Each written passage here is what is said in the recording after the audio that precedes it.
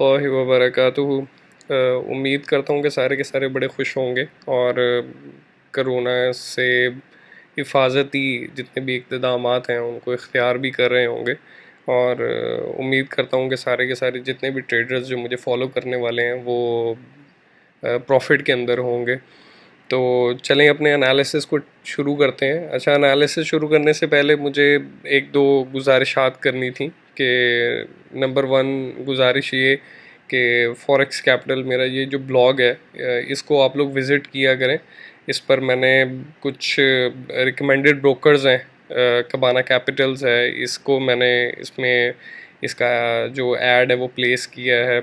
उसके बाद जिन के बारे में मुझे थोड़ी सी नॉलेज है कि वो एक अच्छे ट्रस्टेड फॉरेक्स सिग्नल प्रोवाइडर हैं। वैसे मैं रिकमेंड नहीं करता कि आप किसी भी सिग्नल प्रोवाइडर को आप लोग फॉलो करें, लेकिन एज़ पर माय नॉलेज और एज़ पर मेरी थोड़ी सी जो नाकिस इंफॉर्मेशन है उसके मुताबिक ये अच्छे सिग्नल प्रोवाइडर्स हैं, तो आप इनको भी चेकआउट कर सकते हैं। उसके बाद एक और ऐड है जिसको अगर आप देखेंगे उसके अंदर वो काफ़ी ज़्यादा चीज़ें हैं जो उस बंदे की मुझे पसंद है। और आप मंथली ये जो स्विंग ट्रेडिंग है इससे आप इतने पैसे सेव कर सकते हैं। इसने इसने वीडियोस में बताया भी है, आप इसकी वेबसाइट को जाके विज़िट करके आप देख भी सकते हैं।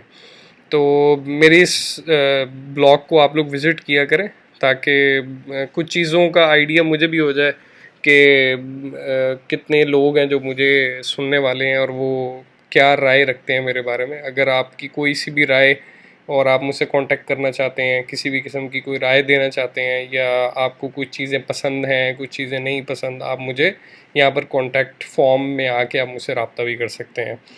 तो चलें एनालिसिस स्टार्ट करते हैं। जैसे फॉरेक्स फैक्ट्री से हम लोग स्टार्ट करते हैं। जैसे मंडे को लेकर चलते हैं कि कमिंग मंडे में कौन सी न्यूज़ जो है वो इम्पॉर्टेंट है। एक्चुअली जीबीपी जो है उनका बैंक हॉलीडे है, तो मूवमेंट मेरा जहाँ तक आइडिया है कि मूवमेंट काफ़ी अच्छी होगी।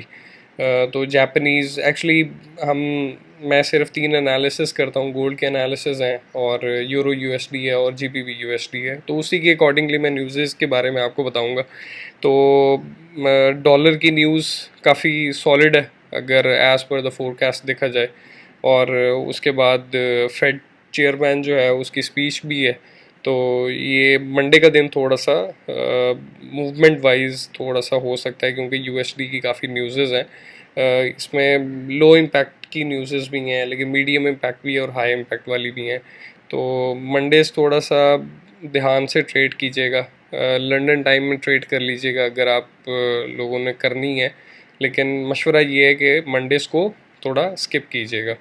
उसके बाद ट्यूसडे में भी इतनी कोई ख़ास न्यूज़ नहीं है, लेकिन जीबीपी से रिलेटेड जो न्यूज़ है बिफोर लंदन ओपनिंग, तो उसमें काफ़ी एज़ पर द फोरकास्ट थोड़ी सी मज़ीद ख़राब हो सकती है हालत जीबीपी की। जो अभी जो डाउन ट्रेंड लिया है उससे और भी हालत ख़राब हो सकती है। अच्छा, उसके बाद वेडनेसडे उसमें काफ़ी न्यूज़ेज़ हैं और हाईली इम्पैक्टेड न्यूज़ेज़ हैं। सुबह से जो आपका जो टोक्यो सेशन है, जो सिडनी और टोक्यो सेशन से न्यूज़ेज़ स्टार्ट हो जाएंगी और टिल आपकी न्यूयॉर्क सेशन तक न्यूज़ेज़ चलेंगी। तो काफ़ी इसमें भी आपको पॉजिटिव रिज़ल्ट देखने में मिलेगा अगर आप पॉजिटिव डिसीजन लेते हैं तो।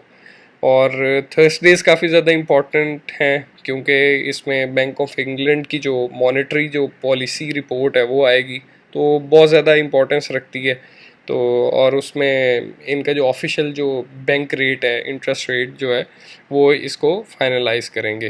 तो देखें, एज़ पर द फोरकास्ट कोई ऐसी कोई ख़ास चेंजेस नहीं है, लेकिन ये न्यूज़ थोड़ी सी इम्पैक्ट डालती है अगर इसमें जो बैले है, जो बैंक ऑफ इंग्लैंड का जो मेन बॉय है, प्रेसिडेंट है, तो वो अगर कोई सी भी अप एंड डाउन कोई स्टेटमेंट देता है तो उसमें हो सकता है कि मार्केट में काफ़ी ज़्यादा यानी कि हलचल क्रिएट कर दे। और फ्राइडेज़ भी काफ़ी ज़्यादा इंपॉर्टेंस रखते हैं क्योंकि नॉन फर्म जो है एम्प्लॉयमेंट चेंजेस का जो और अनएम्प्लॉयमेंट रेट का जो डाटा है एज़ पर द फोरकास्ट कि इस दफ़ा मुझे लग रहा है कि यूएसडी जो है वो काफ़ी ज़्यादा बूस्ट करेगा। तो अगर जहाँ तक देखा जाए फ्राइडेज़ तक, तो अगर जो ये चीज़ें मेरे सामने हैं इससे तो यही लग रहा है कि काफ़ी ज़्यादा हाईली इम्पैक्ट न्यूज़ हैं जो यूएसडी जो इंडेक्स है उसको बूस्ट कर देंगी। तो चलें आए देखते हैं, एनालिसिस देखते हैं और प्रीवियस एनालिसिस को भी थोड़ा सा मद्देनज़र रखेंगे। मैंने एनालिसिस किए थे अबाउट गोल्ड कि अगर गोल्ड की जो पोजीशन है अगर आप लोग यहाँ से लेते हैं 17 समथिंग से 1750 से अगर आप पोजीशन लेते हैं तो 80s 50 तक आप इसका प्रॉफिट उठा सकते हैं।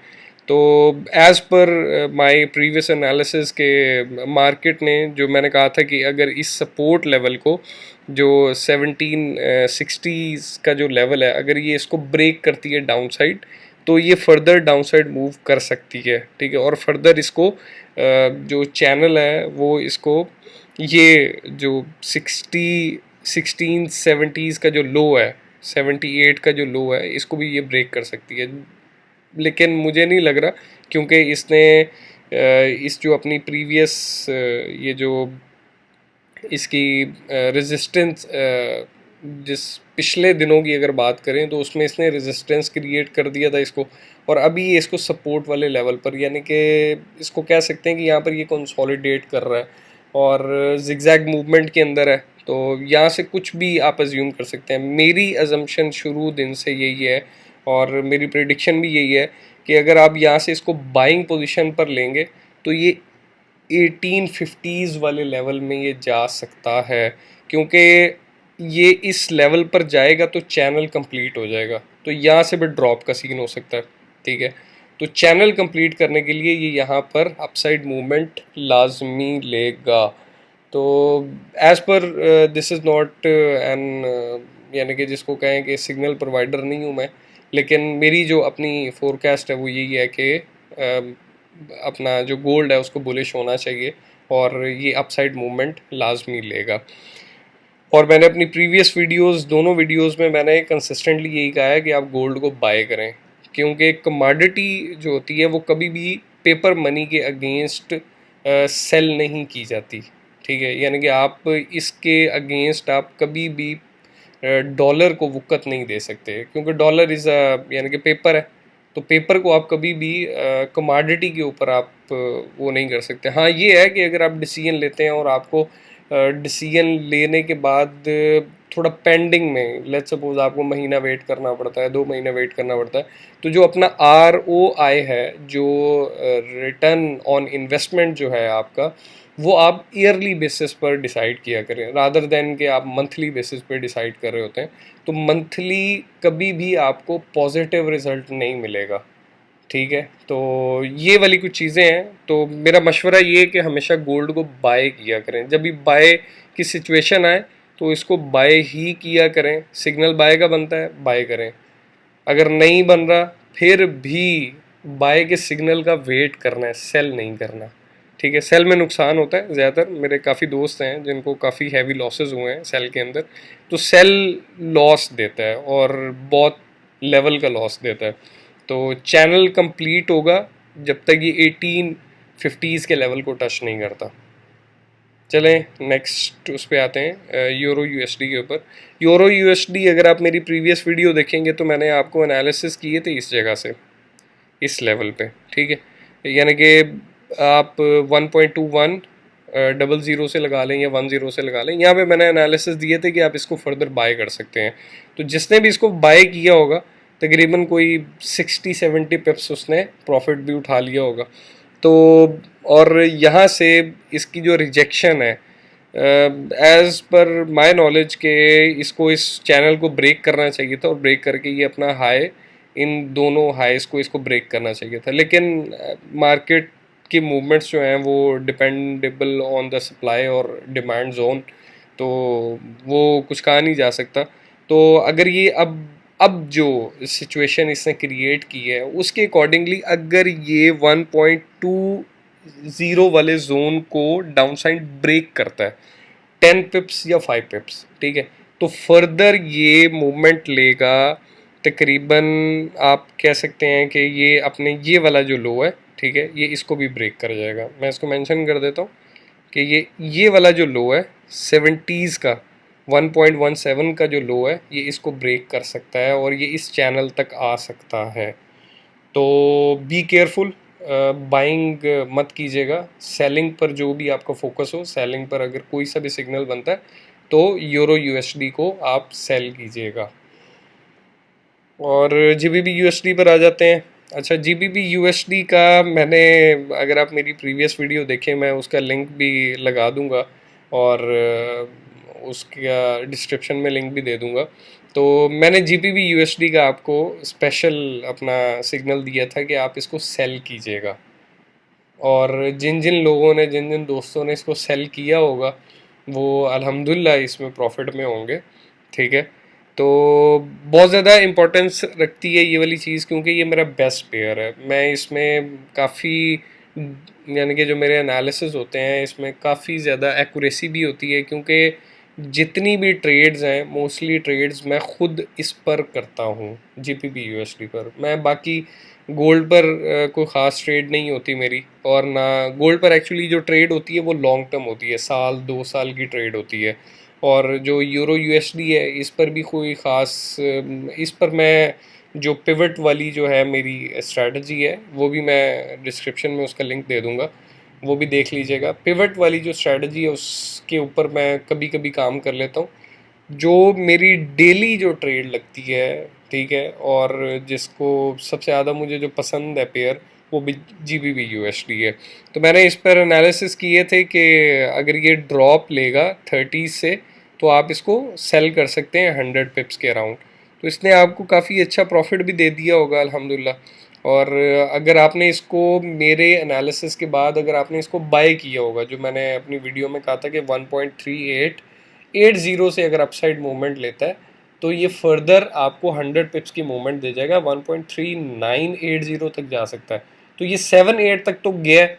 तो अगर किसी अक्लमंद ने 7-8 तक 100 पिप्स उठा लिए होंगे तो काफ़ी उसके लिए प्रॉफिट वाली वो ट्रेड साबित हुई होगी। और अगर इस किसी ने भी 1.3880 से सेल लिमिट ली होगी तो वो भी माशाल्लाह काफ़ी ज़्यादा प्रॉफिट में होगा, जो मैंने सिग्नल दिया था कि 1.3880 से आप सेल का अपना सेल लिमिट लगा लें। अच्छा, आज के एनालिसिस की तरफ आते हैं। अभी तक इसने ये जो चैनल है, अगर मैं इसको थोड़ा सा जूम आउट करता हूँ, इसे चैनल अपना अभी तक ब्रेक नहीं किया। तो जहाँ तक मेरी अजम्पशन है कि ये दोबारा 1.37 वाले लेवल पर आ सकता है और देन ये अपसाइड दोबारा मूवमेंट लेगा, ठीक है। तो एक छोटे से एनालिसिस कर देते हैं, क्योंकि मुझे अक्सर दोस्त मुझे कहते हैं कि आप बताते नहीं हैं कि कहाँ से बाइंग करनी है और कहाँ से सेलिंग करनी है। Actually to be very honest, मैं चाहता हूँ कि सारे के सारे खुद अपने एनालिसिस किया करें, और काफ़ी फ़ायदा होता है एनालिसिस खुद अपने करने के अंदर। तो अच्छा, आज मैं इसको थोड़ा सा आप लोगों के लिए आसान कर देता हूँ। अगर ये लो है 1.38, इसको राउंड में कर लेते हैं 1.3800, ठीक है।